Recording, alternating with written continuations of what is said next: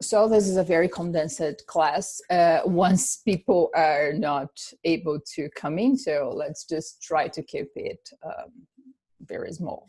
And okay, and the situation is we pretty much covered all the, at least the trend areas of strategy. We just covered them, so we are good on it. We understood basically all the at least the trend ideas of strategy we just covered.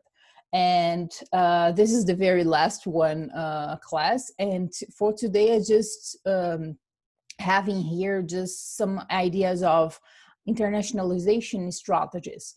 And of course, this is not something very common to all the companies.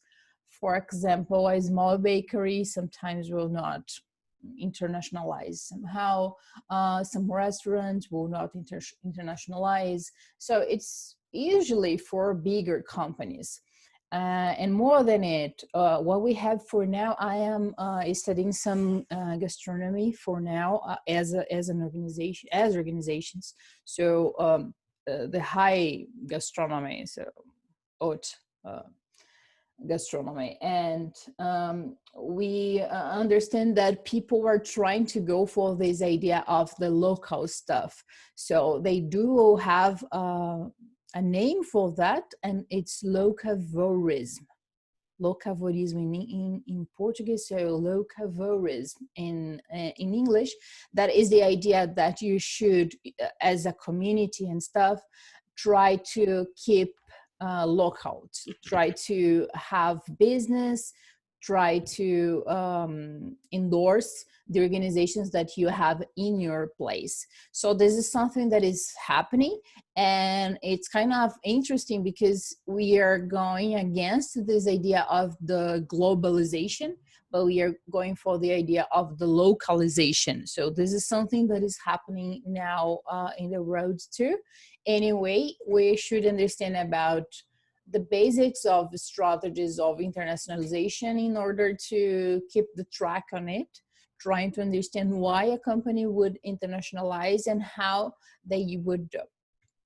There is a very common or very well accepted theory about internationalization that is called Uppsala theory of internationalization. And it's Uppsala because it's from Sweden, I would say. Uppsala is there.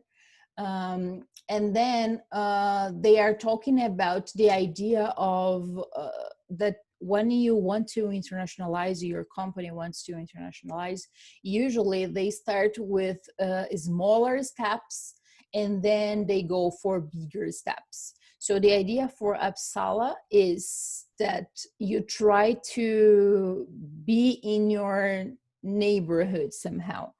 So usually you start exporting. So you are, for example, a Brazilian company, and then you start exporting. And usually you try to export to communities or to countries that are somehow close to you. So for example, for Brazil, they would think about Portugal because of the language. They would think about the neighbors here in South America, for example, like Argentina, Uruguay, and those countries that are very close to us. So we do have this idea of neighborhood or some kind of cultural assessment that we have with those guys. So that's the idea of the Uppsala internationalization theory. And then when you try to organize this in this first block, in this first step, then you would start thinking about having an office outside, and then thinking about producing something later and stuff. So you would go for something that is smaller, and you would keep your local stuff, and the global one would be more exportation and stuff. And then you would like try to understand where we are going, where you are going, and where the steps. Try to watch the steps that you were taking. So that's the idea of the Uppsala internationalization. when I was in the master degree, in the master science degree, I was studying human milk banks. And it's kind of interesting to see how it works in some different contexts, because the human milk banks are it's like a service, and it's a public service for the community, so the Brazilian community. And the idea of the exportation of the process, or the way they do business, they were exporting to countries that were close to us, and that they have some kind of situation close to us in terms of the idea of health public, or problems with this area of the health public, and places that they would have the same language as us. So I have seen them exporting this idea to some places in Africa. I have seen them exporting this idea for some places here in Latin America. So they pretty much use it, all this idea of Uppsala internationalization, even though they don't know the theory. So that's something that we should. Okay, so, and then I do have in here some slides that I would like to show to you. That is another option of systematization of international strategies. Just let me try again to log in Blackboard, just to try again to post the link. Yeah, not working at all. Okay, so just let's go for this, and then I will upload later the video and people will be fine. So what we have in here are 4 types of strategy for international strategy. So I will speak about BCG later. So the idea in here is that you pretty much would have 4 options for internationalization strategies. First, you would consider the pressure for global integration, and then you would consider the pressure for local responsiveness. So we do have a weaker side in here for both. So a weaker pressure for global integration in here, and a stronger pressure to global integration in here, and a weaker pressure to local responsiveness in here, and a stronger pressure for longer responsiveness in here. So when you just cross it, you have 4 different strategies that you should consider. So when you have weaker global and weaker local, you could have just export strategies. When you have a stronger global pressure but a weaker local responsiveness, you can have a global strategy. When we have stronger and stronger, you would have a transactional strategy. And when you have a stronger local responsiveness and a weaker global integration, you would have a multi-domestic strategy. So let's take a look on this to understand. So in here, if you remember, for export strategies, we have weak and weak. So people in here are like, well, I don't really need to meet global standards or global expectation for stuff. I just have a product or a service that is good enough for as it is. It doesn't really, I don't really need to think about what the idea of the global expectation or the global ideas of my product. And the place where I'm selling, the place where I'm going, people don't really care about having the idea of the flag of the country where I am, or situations that they would say that it belongs to the place where they are locally. So the idea is you just take your capabilities from the home country, the place where you are, and then you just export everything that you have pretty much in the same way that you would have in your local country to the other place where you were going. So that's the idea of the export strategy. And of course, there is a risk that somehow you are trying to use what you have in your local country, your home country, in a place that is not yours. So sometimes you find some kind of rivals that can play hard with you, but it's strategies that is very common, and it suits very nicely for a lot of companies that try to do this. So the multi-domestic one, if we go for this, we would have the stronger local responsiveness, but weaker global integration. So it would be this one. So a multi-domestic one, you are trying to respond to the local situation. So you would try to offer different products considering the local necessities of the place where you were. So for example, if you were a Brazilian company here in Brazil, you would have some products and stuff, and then you start having your products in Spain, let's say. So you would try to respond to different needs and situations that the Spanish people are asking for. So this is some idea of the multi-domestic strategy. So you are trying to respond to the local place where you were going to have this international operation. What we have in here is a low level of international coordination. As you need to respond locally, it's kind of hard to keep someone here in Brazil telling what to do there in Spain, because we pretty much here don't know what is going there. So it's kind of hard to have this headquarter idea where you decide everything here, and for things that they are doing in Spain, especially because they are responding to the local situation there. So this is something that we should consider. So organizations are pretty much independent units, and they decide by themselves. They are a corporation for sure, but they are operating locally, so they do not have this huge connection between them. They usually are marketing oriented, so things that you are considering in the market, for example, the food companies.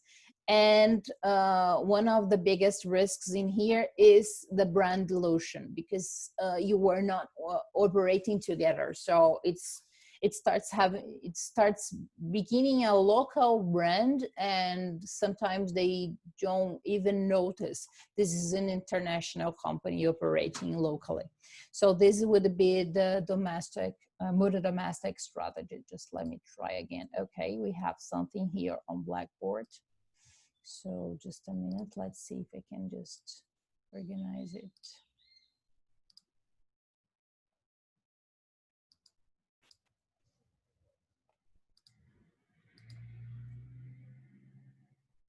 So people that are coming now for the class, hello, how are you doing? And you probably saw that we are having problems with Blackboard.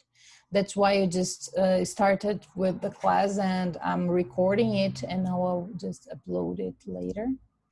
So just let me copy and paste it for today's.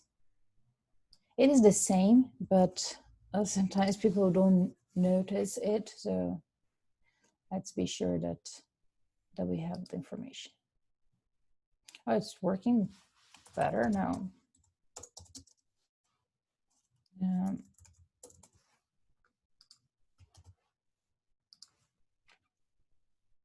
Okay, so it's there. June 2nd. Okay. So let's go back.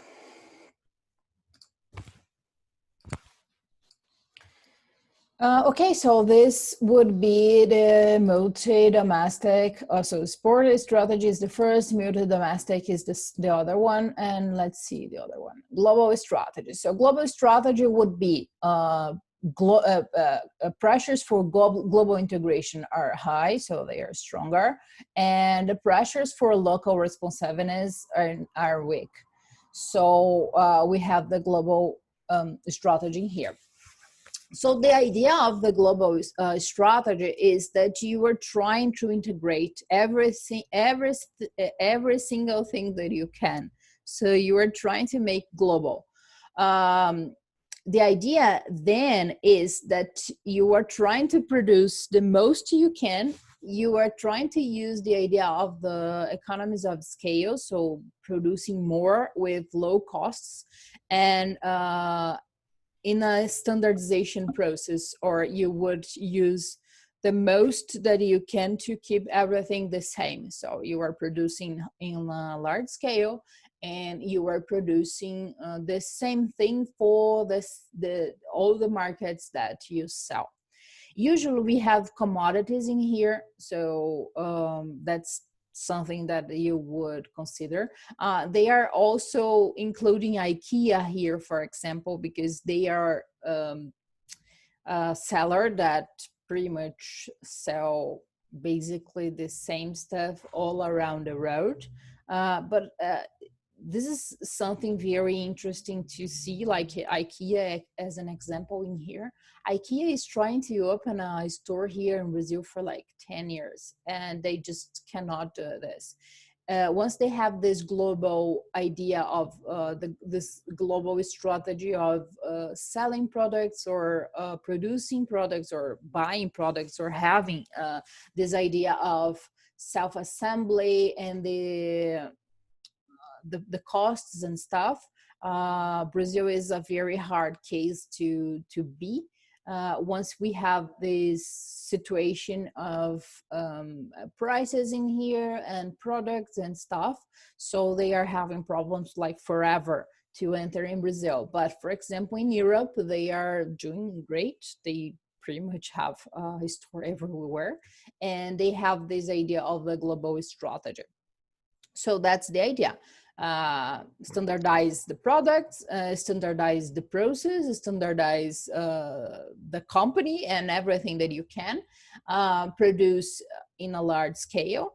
And you have headquarter controlling everything. So you have this idea of organization around big brain. So you have a headquarter that is working really hard to keep the subsidiaries working together no matter where they are.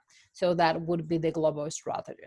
And the transactional strategy is the one that you have big pressures for local and big pressures for global. And this is one of the most complex one, because you are trying to respond locally, but you need to respond globally too. So it's like very hard to do. It's kind of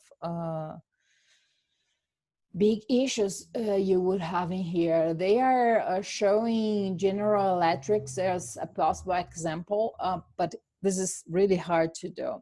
That's why you have a complex strategy. So you would have the best of the local situation, of the local responsiveness, and you would have the global coordination at the same time. So you would have this headquarter working hard to keep all the subsidiaries working together and stuff. Still, you would have the local places responding to the local situation. So you need to hear from people that are then there in Spain, for example, for our example in here, but you need to hear from the guys that are in Brazil, for example, for what they have. So this is something really hard to do, but it's something that we need to consider.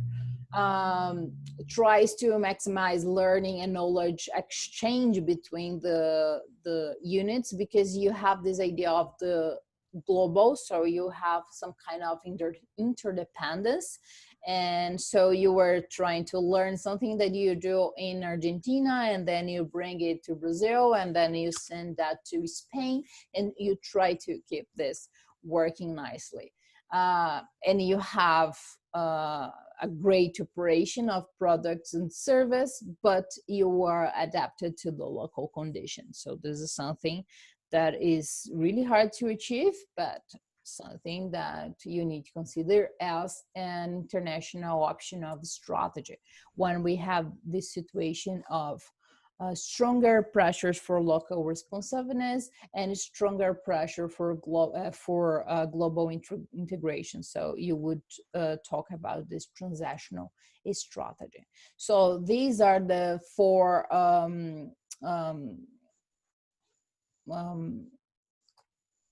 ideas of international strategy, and they summarize the idea of the strategy thinking about internationalization. So it's not just about exportation, but it's how you would operate in a different place from your home country. So this would be the international strategies that you could consider. Right. So as I can tell for you, let's see.